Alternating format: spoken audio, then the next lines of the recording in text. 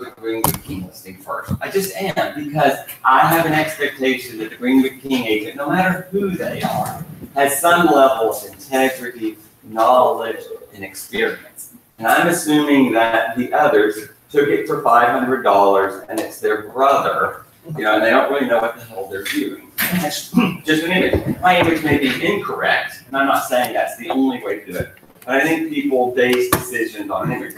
There is hardly a few days that go by that I don't get a call from some other realtor, whether it's Roger Martin or whether it's any number of people from outside the area who call me and ask me, what do we know? What's the best? Sissy Lappin will call me and ask me, what's the best master bedroom new construction house in the Heights? She expects me to tell her the truth. If it's Amanda Anhorn listing, I'm going to tell her that. I'm going to tell her, hey, the best listing is on West 23rd. It's listed with Rich and Amanda Anhorn, and I think that's, you ought to go look at it. And here's a few others you could compare to prove to your buyer that that's the best one. But I think a great relationship, with the other realtors is important. You've got to, if you don't do anything else, go Google yourself today and see what the world is saying about you. And if John Smith relocating from Halliburton tomorrow can't find you,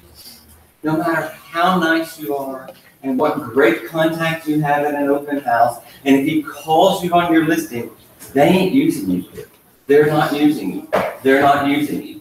You've got to have an image on the internet, through Facebook, through LinkedIn, through your hard bio. They've got to be able to find you, and they want some connection. Keep in mind, none of these buyers, nor really sellers, need you.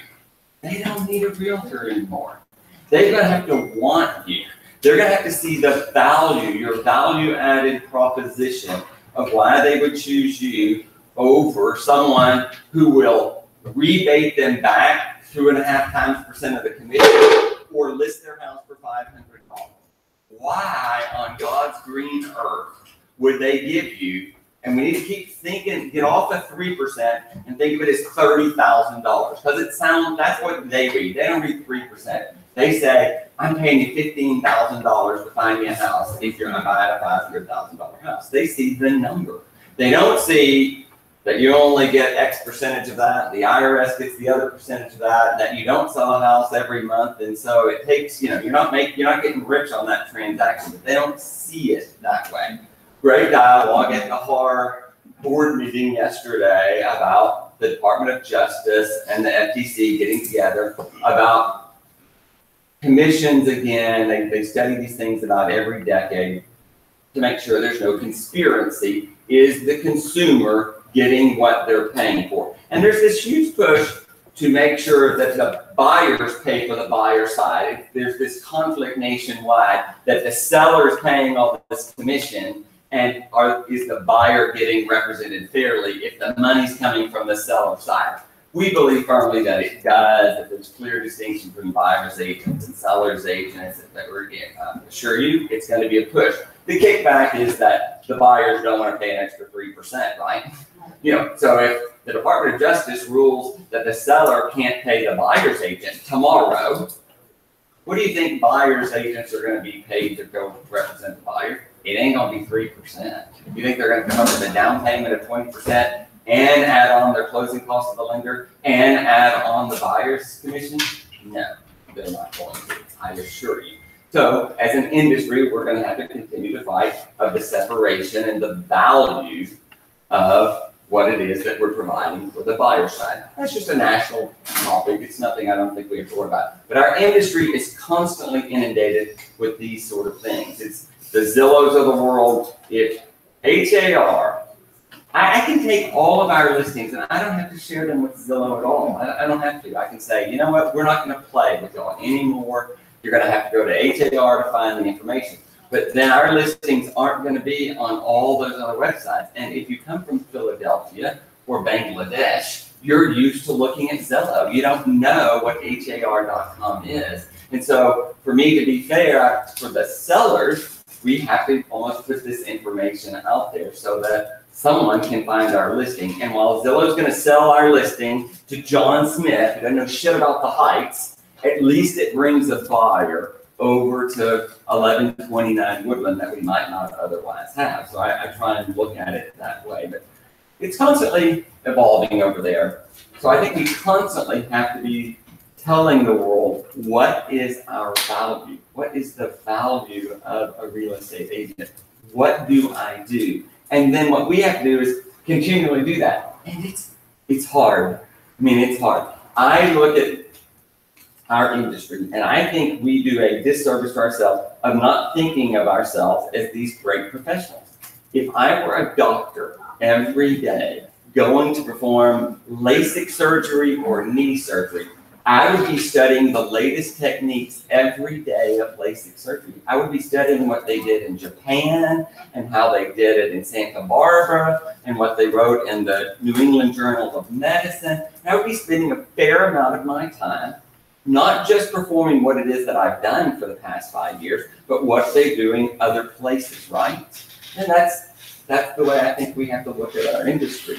It's constant that you have to study the market because the inventory changes every week, if not every day. So the houses that you showed 2 weeks ago are no longer on the market. So that's not what we should base how we're doing our industry. You have to study the market every day to figure out what's under contract, what's been sold recently, what was the average price of that, and then most importantly, what is the current inventory? Because that's really determining what it is that I'm going to go show. They can't have the one that's gone. They need the one that's here on the market today. So I look at when I set the company in 2008, what is it that I think? What separates a good realtor from a bad realtor? And I think a part-time realtor who does it twice a year is a bad realtor. I think it's unethical. I don't think they're doing the buyer or the seller a good job. I don't think you can know what's going on. I think you can do it, but I don't think that's good. I don't think it'd be the same as that doctor doing a LASIK surgery once every 5 months.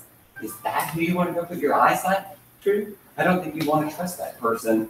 Even if they have a lot of experience, I don't know that that's what I would do. So continually studying your craft. I dedicate a certain amount of time, almost every day, to that. Now that's the morning to me. I don't sleep. I'm up at 2 o'clock this morning. Happy to email all of y'all at 2:19. If y'all want a little test, send me one. I'll send you one right back. I try not to bother Aaron and Brandon and Arturo too much. They get a lot of emails at 2 in the morning. But that's just, that's because I get up and I worry about stuff. And and I can do that for about an hour and a half. And then I go back to sleep from 4 to 6. And then I get up and I read the paper to figure out what's going on. And I'm figuring out what's going on in real estate today. It was Nashville. Nashville's in the New York Times. Nashville's in the Wall Street Journal.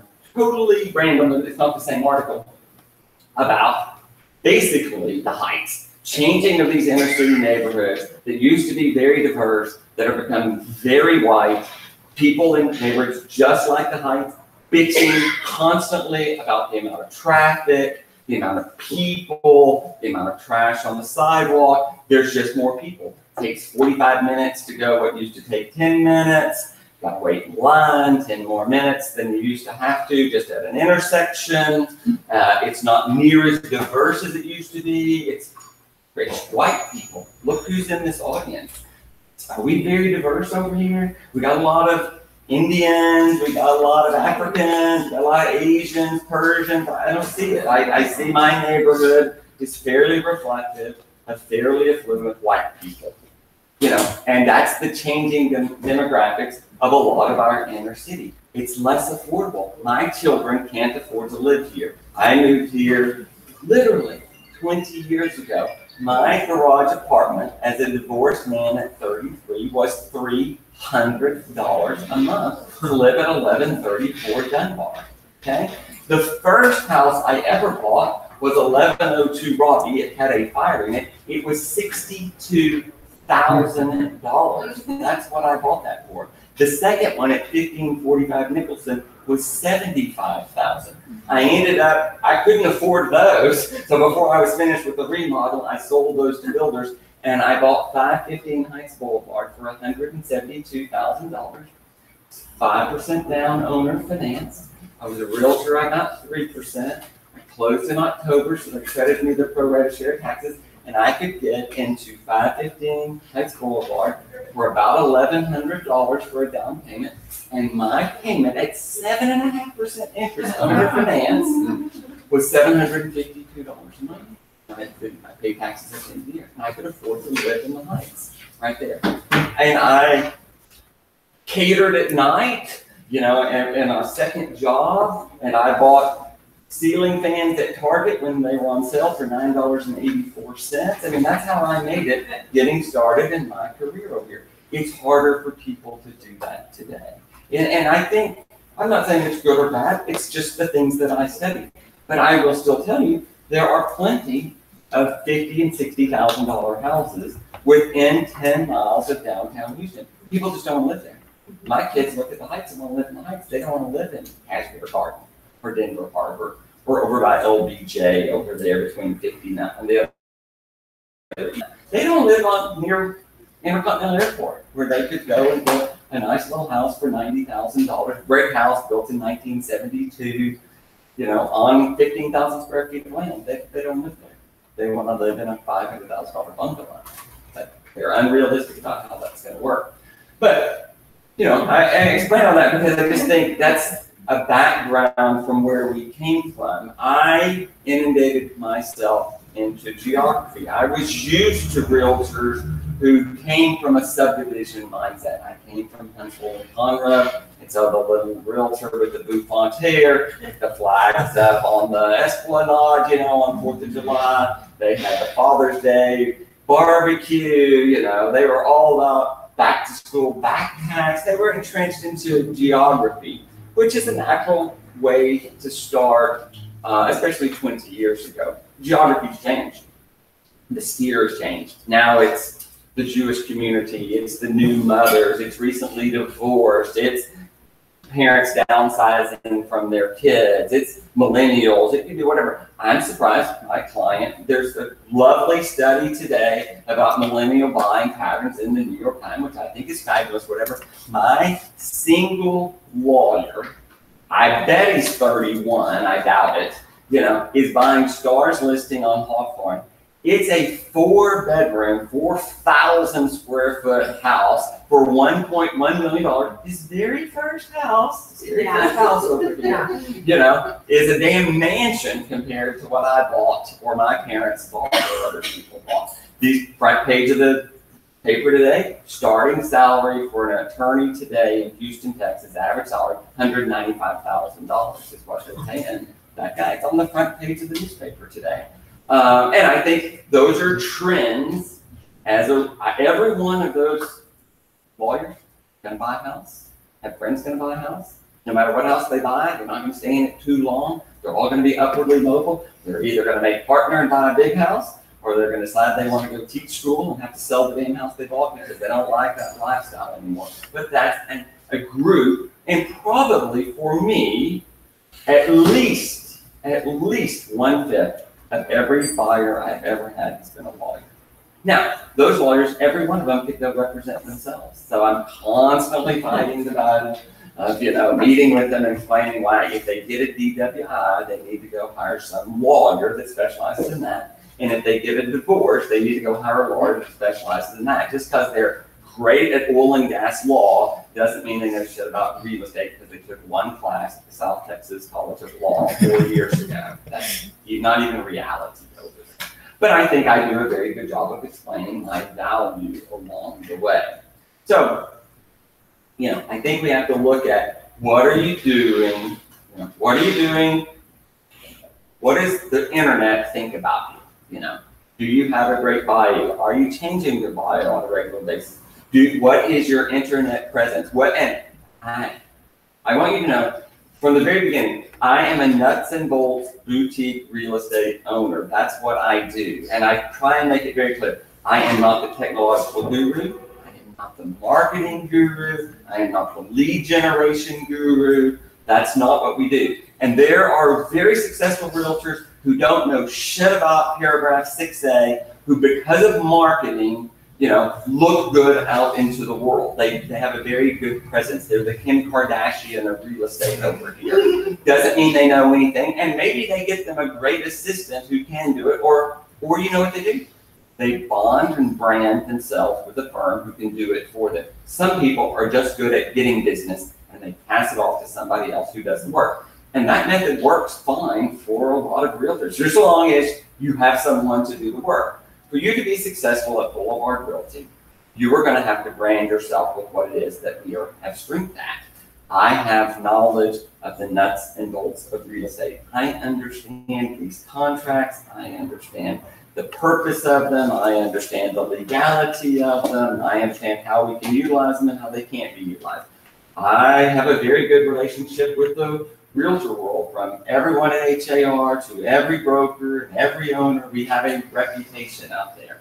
We have an outstanding marketing team, and if you're not taking advantage of the marketing team, you're not taking advantage of what it is that you're paying 30% of your income to do. So, I would get with the marketing group. If you're not utilizing Maria and Frank and Terrence and those sort of people, then I don't think you're getting the full value of what it is that you're paying for. And maybe you don't feel like that's necessary, but it is available to you. That's our strength. It's not like don't have any expertise together, but I would probably tell you if technology is the most important thing, we need to help you go find someone who knows more about it than we do. We know enough to get us by. Because it changes so rapidly, I'm just not into it. They rattle off these things, and I'm just going, it's going to be gone before tomorrow, before I learn. I really barely still know how to use Matrix, because we've talked about tempo for 25 years going away, and finally it has. But I'm just not the first one to jump up here and do the first technological thing, although our industry is certainly technologically driven. The one thing that I think sets you apart, though, is if you have better core knowledge of basics of real estate and the market in which you're trying to sell. I still think that's the way to differentiate yourself. Someone else can, a person goes and visits 3 open houses. Realtor X over here sends them 9 emails before they even get home, set them up on a search, and inundates them with a bunch of crap. And they probably like that too. And that person probably calls them 15 times a week. I don't ever do any of that, but I think I hate when the phone rings sometimes, because I know it's going to be some salesman trying to sell me something.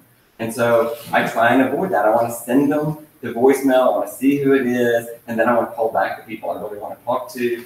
In real estate, that's a little hard. I have to answer the phone. I swear to God, right now, every number that calls is probably some politician asking me for money. But I can answer the phone because it might be someone asking about 535 Merrill. Remember, I got to answer the phone because that's what it is that we do. But I think the consumer wants